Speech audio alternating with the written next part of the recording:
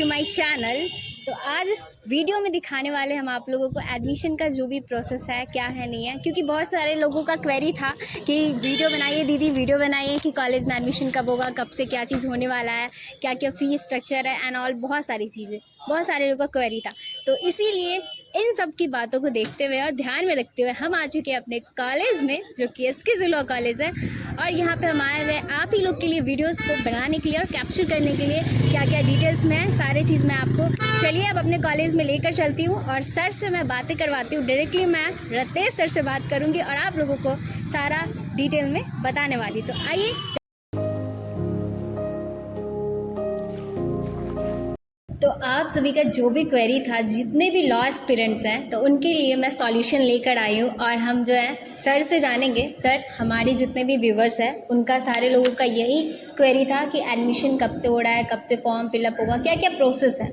तो मैं बहुत सारे क्वेश्चंस रेडी करके आई हूँ और आपसे कुछ पूछना चाहती हूँ, जिससे मेरे जितने भी जो भी लोग इस कॉलेज में एडमिशन लेना चाहते हैं उनको पता चल सके। तो सर, आप प्लीज़ सबसे पहले तो ये बताइए कि एडमिशन कब से स्टार्ट होने वाला है। देखिए, Shri Krishna jubilee law college में नामांकन का जो पूर्व से प्रक्रिया जो चलती आ रही है, उसमें BRABU यानी बिहार यूनिवर्सिटी मुजफ्फरपुर के द्वारा कुछ बदलाव किया गया है जी। और BRABU ने निर्णय लिया है कि लॉ कॉलेज में दाखिला से संबंधित, जो नामांकन से संबंधित प्रवेश परीक्षा होगा, वो यूनिवर्सिटी के द्वारा कराया जाएगा। ऐसी सूचना मिली है और इस सूचना के आलोक में यह भी सूचना आई है कि जस्ट 1 से 2 दिन में, अभी छुट्टी चल रही है, 1 से 2 दिन में यूनिवर्सिटी के स्तर पर यह निर्णय ले लिया जाएगा और निर्णय लेते हुए पोर्टल खोल भी दिया जाएगा, जो BRABU के साइट पर होगा।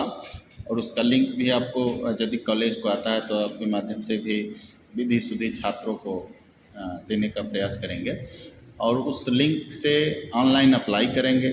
उसके बाद बिहार विश्वविद्यालय के द्वारा परीक्षा की तिथि तय की जाएगी।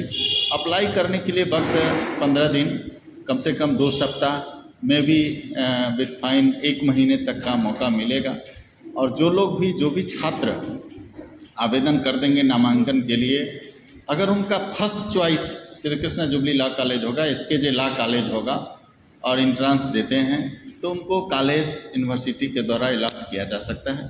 यहाँ 300 सीट्स हैं और 300 सीट्स सिर्फ LLB कोर्स यानी स्नातक पास छात्रों के लिए, और 300 सीट्स हैं जो इंटर पास छात्रों के लिए है, जो BA LLB 5 इयर्स कोर्स है, और 300 सीट LLB है। यानी कुल इस महाविद्यालय को 600 सीट्स हैं नामांकन के लिए। क्योंकि छात्रों की भीड़ अधिक होती है, नामांकन के लिए अधिक भीड़ होने के कारण इस कॉलेज में पिछले 20 वर्षों से प्रवेश परीक्षा के माध्यम से नामांकन होता रहा है।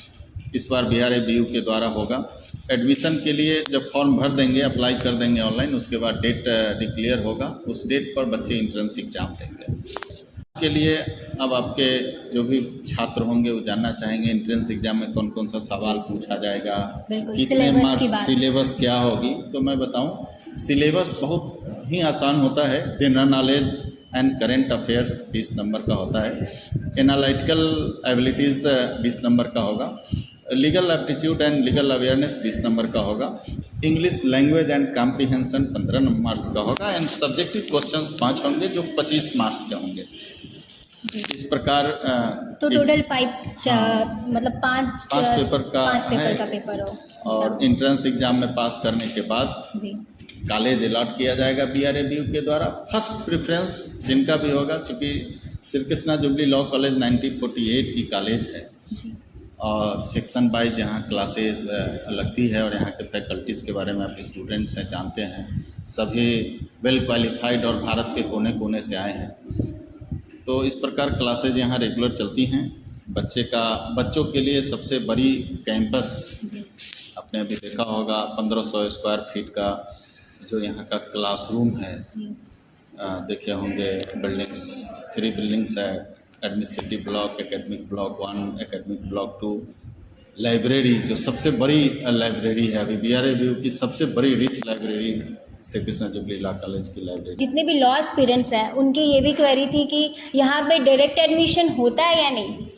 देखिए, इस बार डायरेक्ट एडमिशन के लिए जी जब BRABU के द्वारा जब अलॉट कर दिए जाएंगे स्टूडेंट्स को, उसके बाद स्पॉट एडमिशन यदि सीट वैकेंट रह जाती है, मेरिट में बच्चे नहीं आ जाते हैं, तो वो डिस्क्रिशन है BRABU का।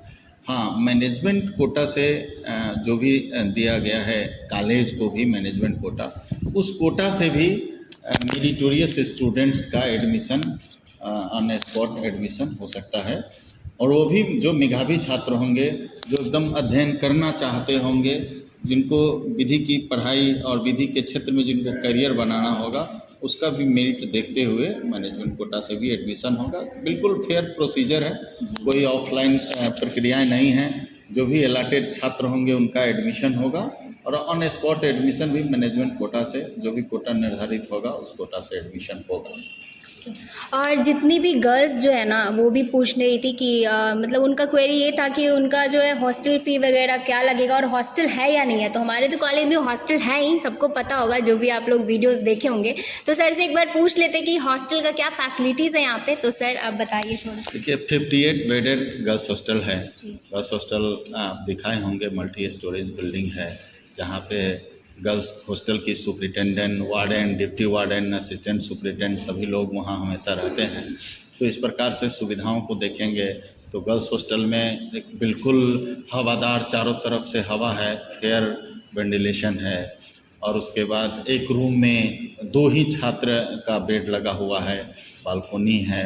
और उसके बाद जस्ट कैंपस में ही गर्ल्स हॉस्टल है, उसके जस्ट बगल में लाइब्रेरी है, जहाँ पे 35,000 large books and journals and online subscriptions सारे अवेलेबल हैं लाए स्टूडेंट्स को पढ़ने के लिए। तो गर्ल्स हॉस्टल में रहने वाले, जो कैंपस में गर्ल्स हॉस्टल है, इसमें रहने वाले स्टूडेंट्स के लिए काफ़ी फ़ायदेमंद है।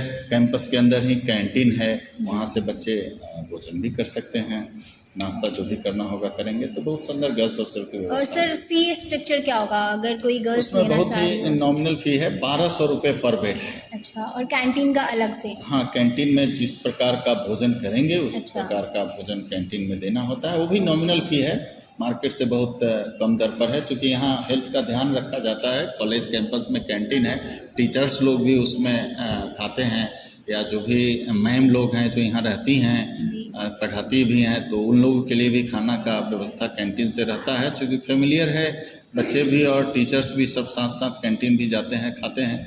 तो वहाँ खाना बहुत सुंदर और हेल्दी खाना रहती है, और उस हिसाब से बहुत पैसे कम नॉमिनल चार्जेस लगते हैं। ओके।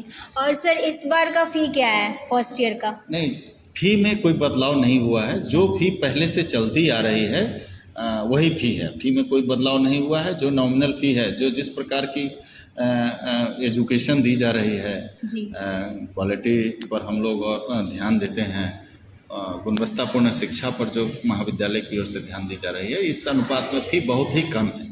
और जो फ़ी पहले से चलती आ रही वही फ़ी है। फ़ी में कोई बदलाव नहीं हुआ है।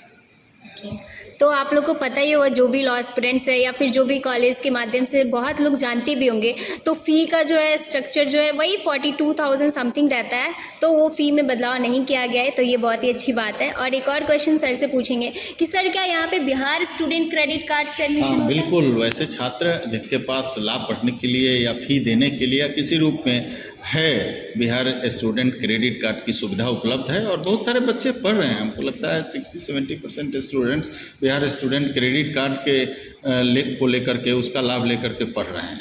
तो पढ़ने के लिए विधि की ज्ञान तो, और विधि की अगर पढ़ने वाले छात्र हों तो उनके लिए पैसा कोई माने नहीं है। सुविधाएं अनेक है, और महाविद्यालय की ओर से बहुत सारी सुविधाएं दी जाती हैं। स्टूडेंट क्रेडिट कार्ड के अलावे भी जुडिशल सर्विसेज की तैयारी के पर्पस से यहाँ batches conduct, tutorial classes conduct कराए जाते हैं। APO एग्जामिनेशंस के पर्पस से ट्यूटोरियल क्लास कराए जाते हैं। बहुत सारी सुविधाएं उपलब्ध हैं। यदि आप कैंपस दिखाए होंगे आप अपने दर्शकों को, तो देखे होंगे कि बिहार में इससे बड़ी कॉलेज हम समझते हैं कि शायद नहीं है। और 1948 की जो अनडिवाइडेड बिहार है, उसका ये फर्स्ट कॉलेज है श्री बाबू के नाम पर। और इसकी प्रारंभ से ही पठन पाठन पर विशेष ध्यान दिया जाता रहा। जी।